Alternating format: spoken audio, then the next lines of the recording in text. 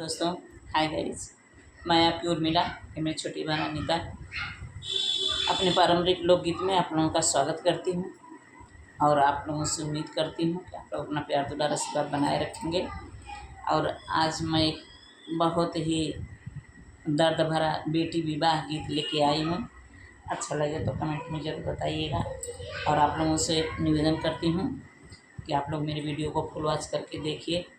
अगर आप लोग कमेंट करते रहेंगे, अपना प्यार दुलार आशीर्वाद देते रहेंगे तो हम लोगों का भी मनोबल बढ़ता रहेगा। हम दोनों बहनों को भी अपना प्यार दुलार आशीर्वाद दीजिए ताकि हम लोग भी कुछ आगे बढ़ सकें। बगैर आप लोगों के सपोर्ट का कुछ होने वाला नहीं है जब तक आप लोग नहीं अपना प्यार दुलार देंगे। चलिए विलम्ब ना करते हुए बेटी विवाह की सुना रही हूँ। कौन घराना लागे ठीक दोपहरिया, कौन घराना गई रात हो, कौन घराना लागे ठीक दोपहरिया, कौन घराना लादी रात हो, कौन घराना बाबा तोरे बेला के जगरेला उदार हो, कौन घराना बाबा तोरे पेला गेओ के जगरेला उदार हो, सूर्य घराना बेटी ठीक दोपहरिया, चंद्र घराना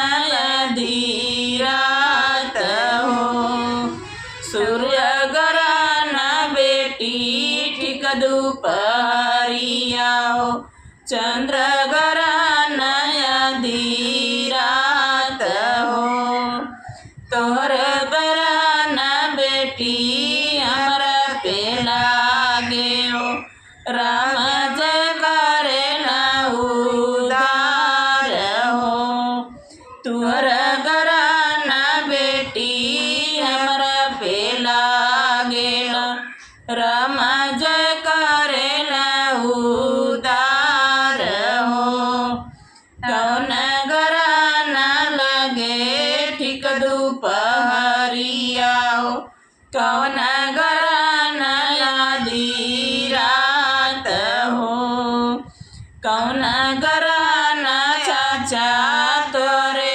पेला गेओ, कहीं जगरेला उदार हो, कौन घराना चाचा तोरे पेला गेला, कहीं जगरेला उदार हो, सूर्य घराना लगे ठीक दोपहरिया, चंद्र घराना आधी रात हो, सूर्य घराना लटी ठीक दोपहरिया, चंद्र घराना आधी रात हो, तोहर घराना बेटी हमरा पेला गेओ, राम जय करेला उदार हो,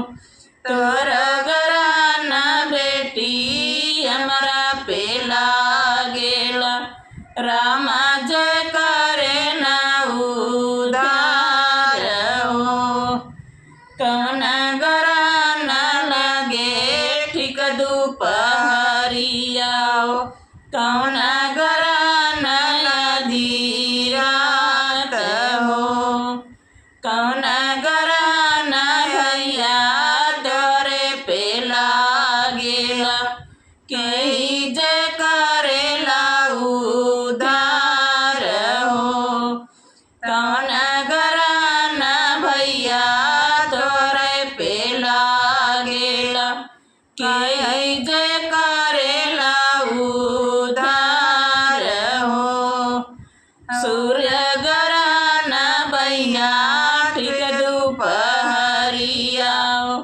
चंद्र घराना आधी रात हो, सूर्य घराना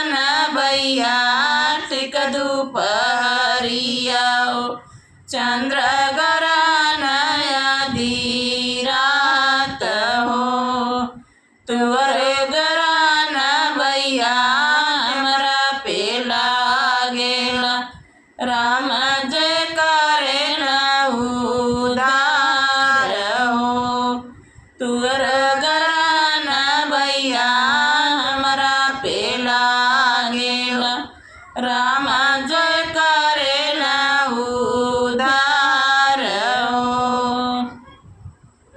नमस्कार। गीत कैसा लगा कमेंट में ज़रूर बताइएगा, और शादी विवाह का कोई भी गीत गारी आप लोग सुनना चाहते हैं तो प्लीज़ कमेंट में ज़रूर बताइए। हम दोनों बहनें पूरी कोशिश करेंगे आप तक पहुंचाने की, और अपना प्यार दुलार आशीर्वाद देते रहिए। तब तक के लिए नमस्कार।